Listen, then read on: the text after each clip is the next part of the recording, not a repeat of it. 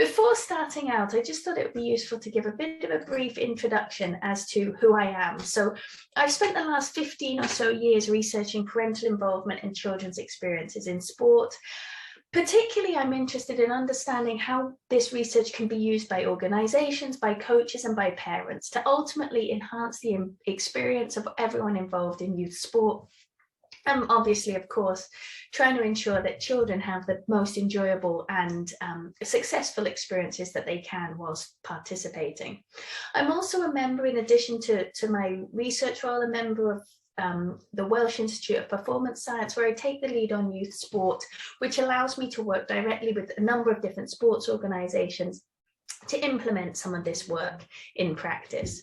And through this presentation, what I'm hoping to do is draw on some of the research that I've done, but also some of the applied experiences I've got to highlight why the parent-coach relationship is so important, and then provide some suggestions about how we could go about enhancing that. So to start off, why is the parent-coach relationship so important? Well, parents play absolutely fundamental roles within youth sport. So all throughout the journey of a young athlete, parents are a key member of the support team. And in fact, without parents being involved in the ways that they often are within youth sport, it's unlikely that it would be able to exist in the form that it currently does. So if we break down parents' involvement during the earlier stages, so when the children are young and hopefully participating in a number of different activities, the key here really is about parents providing opportunities for their children to participate, encouraging involvement across a lot of different sports, and really focusing on fun and enjoyment and looking at instilling a love of sport. Now, as children progress, the involvement of parents continues to be particularly important, supporting their child's decisions around whether they should continue in sport, select one or two sports, or focus on different areas. Parents play a key role in helping young people to manage transitions, so changes in social situations, changes in schooling, changes in teams, changes in coaches, and really helps to ensure that children have access to what they need and the support and guidance that's required to facilitate their engagement in training and competitions. Now, finally, as children progress into kind of the later adolescence and perhaps select just one or two sports to focus on and really try and forge their path in there, parents may take a little bit of a back step with regards to kind of their presence around training and competition, but they still remain the key emotional support for their child. They provide finance for an extended period of time, well into adulthood often, but they do have to play a really important they do have to be really conscious of taking a little bit of a backward step and letting athletes start to lead. Now, alongside the roles of parents are obviously the roles of coaches, and just as the role of parents changes over time, so does the coaching role. So initially, parents really are the most important, with coaches playing an important role in terms of providing the opportunities within a safe environment for young children to engage in very structured play type activities, ensuring that what they're doing is encouraging a love of sport and that training is developmentally appropriate. However, as children progress and start to select a few sports that they're interested in those early adolescent stages, the importance of coaches increases, mostly because children are now spending more time in their care. So now, obviously, that means that what coaches do increases, but also the influence they have and how they influence also starts to change. And particularly, it's important now that coaches are considering the type of motivational climate or the atmosphere that they're creating, the types of training opportunities that they're providing, and obviously taking the lead around a lot of the technical and tactical development. Again, similar to the shift that parents experience, there's a shift as children move into those very later stages of sporting participation, where the coach now really does take the lead in athlete development alongside the athletes. The coach takes the majority role in kind of dictating training and competition schedules, but they also play an important role in communicating or coordinating communications between the parents and the coaches and the athletes. So obviously, it's clear that through this journey, parents and coaches play really important roles, and we can't do without one and we can't do without the other. Unfortunately, however, there isn't always positive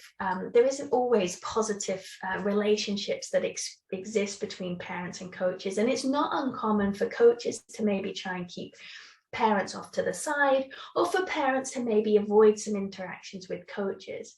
However, when there aren't appropriate relationships or good interactions between parents and coaches, the literature tells us that athletes might experience sadness, anger, distress. They may be distracted in training and competitions, and it can lead to conflict between the athlete and the parent, or the athlete and the coach. Similarly, when there's negative relationships between parents and coaches, it can lead to feelings of stress for both of those parties. It can cause conflict and consequently have negative consequences and negative interactions with athletes. In contrast, however, when there are positive relationships between parents and coaches, we know that that leads to higher enjoyment from athletes, reduced feelings of pressure and anxiety, smoother transitions. It helps athletes to reach their potential, whatever that might be. And it ultimately facilitates better or more positive involvement from parents and allows coaches to be more effective. Similarly, it has a positive impact on the roles of both parents and coaches, leading to less stress, higher enjoyment, more positive interactions with athletes, and a more positive impact in their independent roles. So ultimately, given that those are the kind of positive consequences, for me, it's really a no-brainer. It's really quite obvious that we should be working to enhance the relationships that do exist between parents and coaches. However, as I mentioned, that's not always easy or not always straightforward. So for the next half of my presentation, I just want to focus on that and give you a few applied suggestions and tips about how those relationships could be enhanced.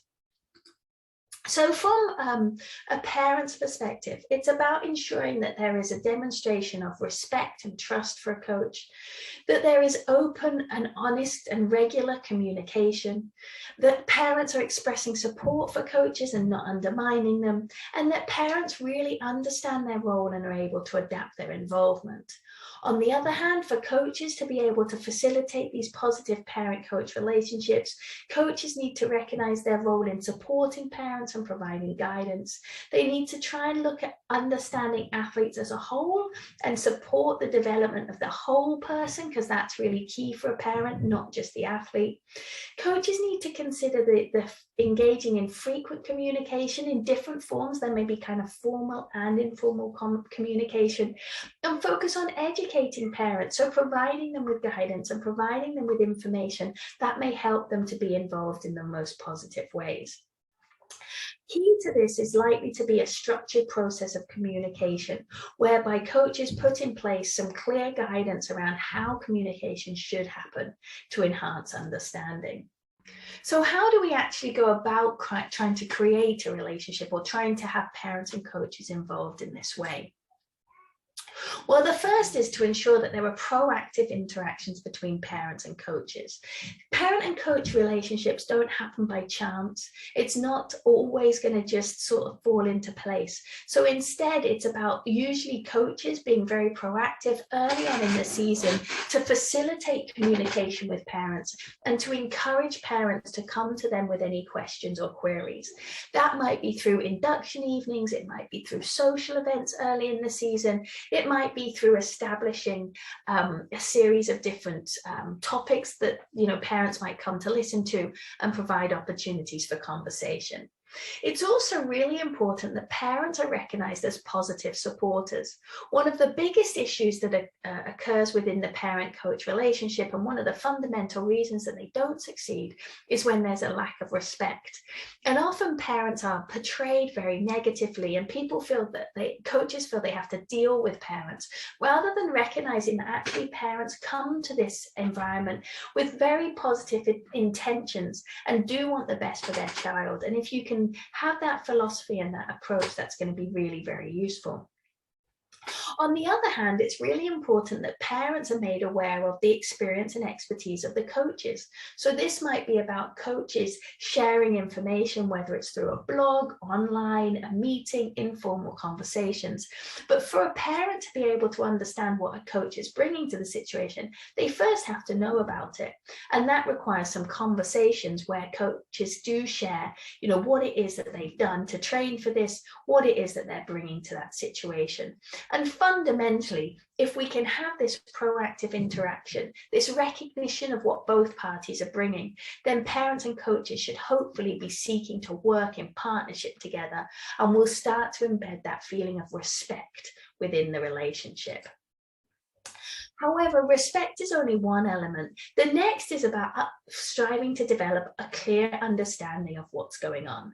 So for parents and coaches to really interact and to really be able to support each other in the best possible ways, they need to recognize that both parties are experiencing a number of different demands and challenges. So for parents, that might be the demands around balancing multiple children. It might be the challenge of getting to training on time and leaving school. For a coach, it might be the challenge of trying to manage the interactions of multiple different stakeholders, lots of different parents, deliver what they want on the pitch whilst also finding time to communicate. Having conversations regularly and frequently where there's opportunities to share the demands and the challenges that both parties are experiencing will hopefully mean you can approach that in more positive ways. Linked to that, it's really important that early on in the season and early on in the relationship, but then frequently throughout the relationship, there's opportunities to set and share expectations for each other. A lot of the conflict that arises between parents and coaches is based on an assumption that one party will do this or one party will do that, or an assumption about an understanding that they both know how to behave or interact. But actually setting expectations as a team, ideally with athletes as well, does provide an opportunity to then make sure you're starting off on the same page, and checking in regularly around that's also really important. Tied to that and linked to a point I mentioned earlier is around having clear expectations regarding communication and interaction. We know that at competitions, the interaction between parents and coaches may be more likely to be emotional, it may be more likely to be a little bit heated. But if some guidance is set early on in the season, that communication doesn't happen at competitions, that you have to leave 24 hours after a negative interaction or a challenging situation before communication occurs, then that can be really beneficial in helping those interactions. Also, how would you like it to occur? Phone calls, text messages, emails, setting out some guidance around that's really, really useful. And then finally, it's not just about just developing respect and developing understanding. It's also with both parties having an opportunity to learn and to provide feedback and to feel valued. And firstly, part of that is about coaches or sports scientists or other members of the team providing opportunities for parents to get some education and support regarding the different elements that their child will experience within sport. Because one of the core issues that arises within the parent-coach relationship is when there's conflict around progress. But often parents haven't been provided with any information about how that progress may or may not happen. Similarly, one of the key issues that often arises is when there's a difference in philosophies. So maybe parents have signed their children up with the idea that they'll have a lot of fun, but they've signed them up to a program which is focused on outcomes. Or maybe a coach indicates that they're very focused on development, but then spends a lot of time celebrating and congratulating players when they win and punishing players when they don't. So having a consistent philosophy which is shared and allows parents and coaches to really ensure that they're moving on this journey together is important. But finally, it's not just about educating parents. Coaches also need opportunities to engage in education around elements such as child development, conflict management, how best to interact with different individuals. And actually, by upskilling both parents and coaches, the chances are that they will have more positive interactions. So that's everything from me today. That is a very whistle-stop brief introduction to parent-coach relationships, and I know you're going to